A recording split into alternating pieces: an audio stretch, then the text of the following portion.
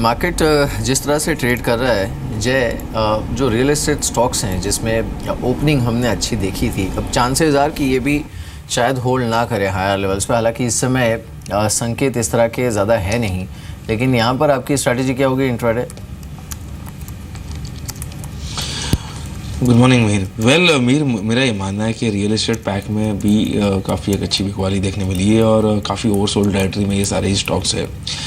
Real estate में मेरा ये मानना है कि जो मेरा पसंदीदा एक स्टॉक रहा है हमेशा का, वो है HDIL। इसमें ही आई थिंक किसी को इन्वेस्ट भी करना है, निवेश भी करना है, तो आई थिंक ये एक स्टॉक है जिसमें मुझे from the point of view of charts काफ़ी क्लैरिटी है। बिकॉज मेरी इसमें पहले राइट फ्रॉम 2013 अंटिल 2015 एक अच्छी इम्पल्स वेव देखने मिली थी। बाकी सारे ही रियलिटी स्टॉक्स मेजरली जो एटलीस्ट FNO में भी है, उसमें एक साइडवेज मूवमेंट का से लेके काफ़ी डल मूव रहा है। और stocks like DLF I think वहाँ पे clearly low tops and low bottom ही बनते आए, तो उसमें चार्ट्स पे कोई ऐसी खास क्लैरिटी नहीं है। तो अगर बाई करना है from the investment point of view, तो एक स्टॉक जो मैं रेकमेंड कर सकता हूँ वो HDIL। From the short term point of view I think सारी स्टॉक्स काफ़ी ओवरसोल्ड है, तो बाउंस बैक कंटिन्यू रह सकता है। आज काफ़ी एक अच्छा मूव देखने मिला है, तो शायद थोड़ी प्रॉफिट बुकिंग भी देखने मिल सकती है। But I think for a while short term के लिए जो हिसाब से इंडिकेटर्स में एक बाय क्रॉसओवर देखने मिला है विद अ पॉजिटिव डाइवर्जेंस, ये ट्रेंड अपवर्ड रह सकता है शॉर्ट टर्म में फॉर कमिंग फ्यू डेज। जी, अभिजीत, हाउसिंग फाइनेंस स्पेस है, दो स्टॉक्स, एक तो जो डे लो पर ट्रेड कर रहा है LIC हाउसिंग और दूसरा कैनफिन होम्स जो कि डे हाई पर है। दोनों पर क्या व्यू है आपका? Well, LIC housing, is actually extending its move on the downside. इसका जो immediate trend है, it's kind of flat, and एक range पे अटका हुआ है, and the range is capped by around 570 on the upside, and the downside suppose close to 530. So 530, 570 के range के अंदर trade कर रहा है, and there's not much clarity in terms of the underlying trend. 530 तोड़ता है, then the medium term trend goes down and we can expect further downsides. Canfin on the other hand is one stock जिसका trend is very similar to that of LIC, stuck within a range.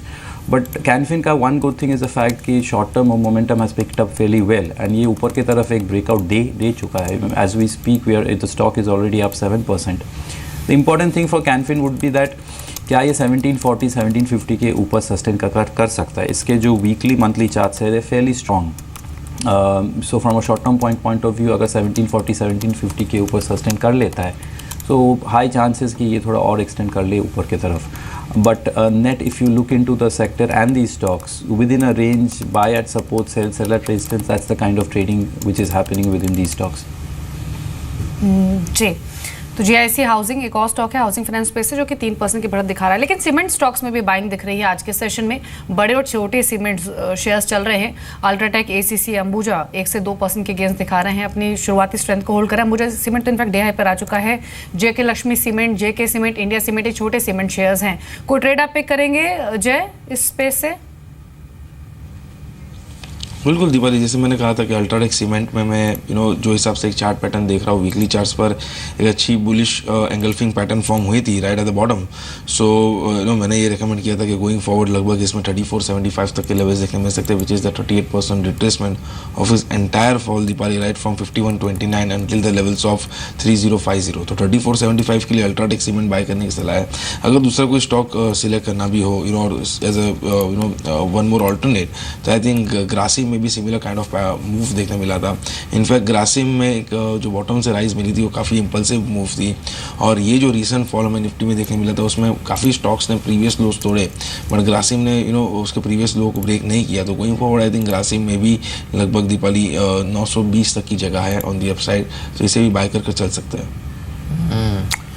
Cash के जो gainers हैं उनको एक बार देखते हैं, जहां पर इस समय अच्छा मूव है। एक तो आशियाना हाउसिंग, जिसकी हमने बात की, ये करीब 10% ऊपर इस समय है। मंगलम ड्रग्स है जो कि 9% ऊपर। गणेश हाउसिंग 8.5% ऊपर। ये सारे वो स्टॉक हैं जो अच्छी वॉल्यूम्स के साथ मूव देख रहे हैं। कैनफिन होम्स है जो कि 6.25% ऊपर है। डॉनियर है करीब 5% ऊपर। कोल्टे पाटिल ये 5.5% ऊपर है। अजमेरा रियलिटीज़ ये करीब 4.5% ऊपर इस समय ट्रेड करते हुए।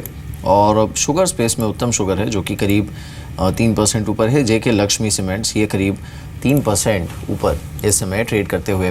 लेकिन टिपिकली एक प्रॉब्लम जो शायद इन लेवल्स के आसपास आ सकता है गौरांग मार्केट के लिए, और फंडामेंटल प्रॉब्लम वो यही होगा कि ultimately who is going to lead the market, because यहाँ से बजट तक भी अगर हम ये मान के चले कि मार्केट कोशिश करेगा थोड़ा riding on the positive sentiment और द बजट एक्सपेक्टेशंस यहाँ से ऊपर जाने के लिए, तो it will run into earnings headwinds also and macro headwinds. तो लीड कौन कर सकता है इस समय?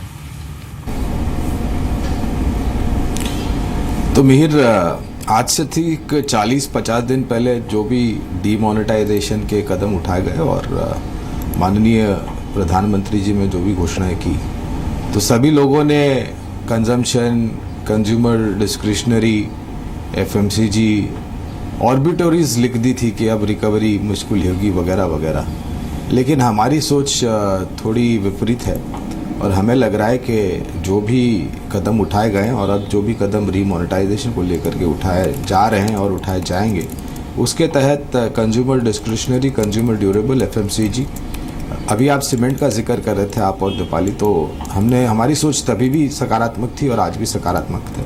और एक आंकड़ा अगर मैं लेकर के चलता हूं जो माननीय मंत्री नितिन गडकरी जी ने बात की है, 90,000 करोड़ का बजटरी एलोकेशन वित्त मंत्री साहब श्री अरुण जेटली के पास से मांगेंगे। अगर 90,000 करोड़ नहीं लेकिन उससे थोड़ा भी कम अगर दिया जाता है तो आप उम्मीद कर सकते हो कि कितना बड़ा कंजम्पशन थीम सीमेंट को लेकर के आएगा। ये एक बात है। दूसरी बात, ये जो कदम हाउसिंग को लेकर के या फिर अफोर्डेबल हाउसिंग या फिर लोअर कैटेगरी के हाउसिंग को लेकर के जो बदलाव किए गए हैं, उसके तहत आपको सीमेंट और धातु ये दोनों पर सकारात्मक असर जाना है। तो हम सीमेंट पर भी पॉजिटिव है, कंज्यूमर डिस्क्रिशनरी में भी पॉजिटिव है, एफएमसीजी पर हम पॉजिटिव हैं, बैंकिंग जिसका जिक्र हम कर रहे थे।